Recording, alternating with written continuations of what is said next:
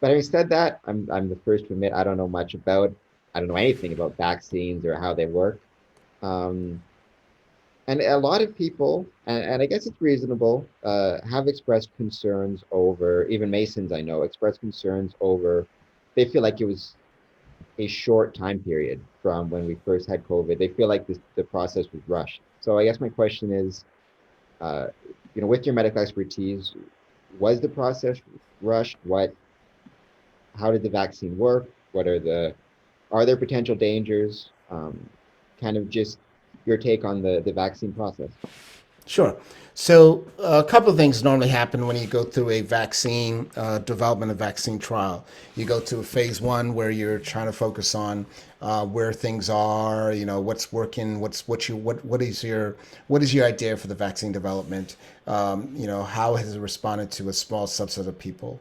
If it becomes promising and shows some favorable results, then you go to phase two, and in phase two, you widen the scopes because you want a much more diverse population to see what are the implications. So you're not just biasing to one group of people. Phase three is similarly, you go into a larger full trial. Much more individuals in the tens of thousands, if not more. And the goal there is to once again look at what we call safety and efficacy. What are the results that are showing up, and how are those safety trials being developed? And then you continue to proceed to evaluate that, in those next phases, to at least where you get to the point where you feel that okay, let's say you're 2 years out, the numbers are looking good, the data is fine, and we can then start to grow vaccine. And once you grow vaccine, that takes maybe another year or two, and then you start to disseminate vaccine out, right? That's the normal process. In a pandemic, where we have millions of people being infected and countless dying in the six figures and up. The scenario that fell into place was that a couple of things transpired. In December, roughly by the end of December, beginning of January, once the virus was identified, SARS-CoV-2, which we called COVID-19, that genetic makeup of that virus was disseminated to public health labs and scientific labs across the world. Canada got it. Italy got it. Everyone who had a public health lab or a scientific, laboratory, like virus, virology lab received a copy of what that genetic makeup of this pandemic. And from that moment in time, folks either shifted work that they were already doing on vaccine development or virus development to focus on this because it's pandemic, which means it has not existed in our lexicon for at all. The neat thing, if I can use the term neat, tongue in cheek, the neat thing about making that shift, we already had before COVID 19, we had six other human coronaviruses that we were exposed to: SARS 1, MERS, Middle Eastern Respiratory Syndrome, which is another coronavirus. And then there were four coronaviruses which were identified in the 1960s. All right. So having that, and even looking at the history of the SARS virus and the MERS virus, they were already researchers in place working on potential vaccines to address those particular viruses. So the pivot or the shift into focusing on this one was an easier framework for several, right? So it wasn't as if they started in December or January.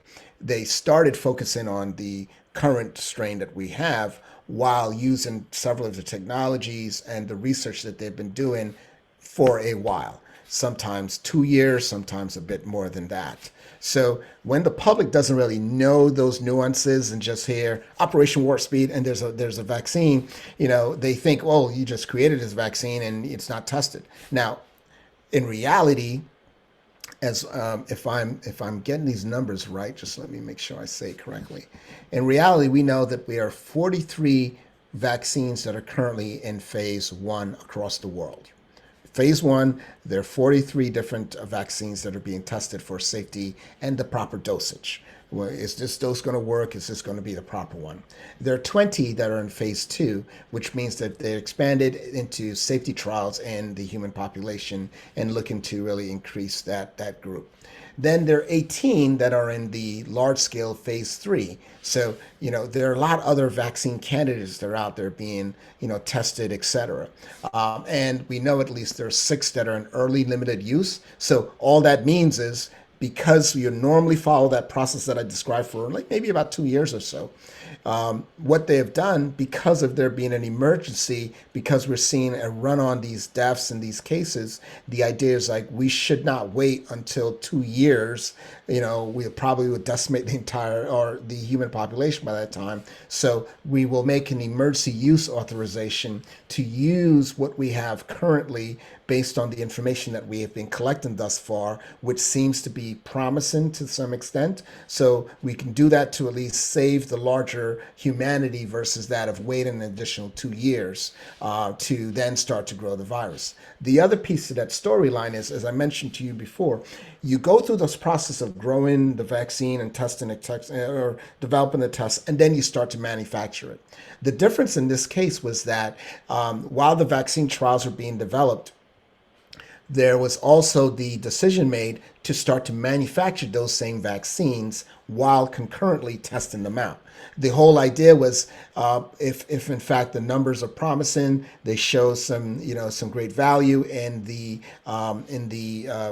efficacy and the data that's collected. You don't have to then sit down for another 6 to 9 to 12 months or 2 years to create new vaccine. You would have already been created and have it on tap, given if everything works out. So as a result, we now see that there's 6 vaccines that are in limited use between China, Russia, the U.S., other countries, Canada, United Arab Emirates, Bahrain, etc. 2 have been at least approved for full use, both in the U.S. and other parts of the world, such as the Moderna and the Pfizer vaccines, which are mRNA. And there's one that was actually abandoned after the trial gave negative results. I want to say negative results. It had negative outcomes, meaning because of what they did to try to secure how they wanted to detect this virus, they ended up resulting in an unintended result, whereas the body thought it was HIV and was producing antibodies against HIV, which resulted in folks getting a positive HIV result. They didn't have HIV, but based on how they had made how they had created their vaccine, the vaccine incorrectly gave the immunologic response a signal that, oh, this is HIV. So that entire vaccine trial was abandoned and basically, shelved and trashed, because you don't want to be, giving the body the perception that an individual has HIV when they don't. So with that said, when people say that, well, things are happening too fast, etc., the only thing that really happened differently was that, one, they started growing it while they were testing it out versus waiting 2 years out to start growing it. And two, at least the early 2 vaccines that were approved are a new style vaccine that doesn't require you to create or use a what we call inactivated virus. We don't have to use a lesser virus to enter to create a vaccine and put that in you so that you have a response. But instead, this mRNA just tells the body that to create a protein, and then that body fights off the protein with your immune response. So some of that, I would say, and having those positive results of over 94% efficacy when they probably anticipated 50 to 60, really gave that impetus for why the vaccine on an emergency basis, has been pushed out, because it shown such promising early results.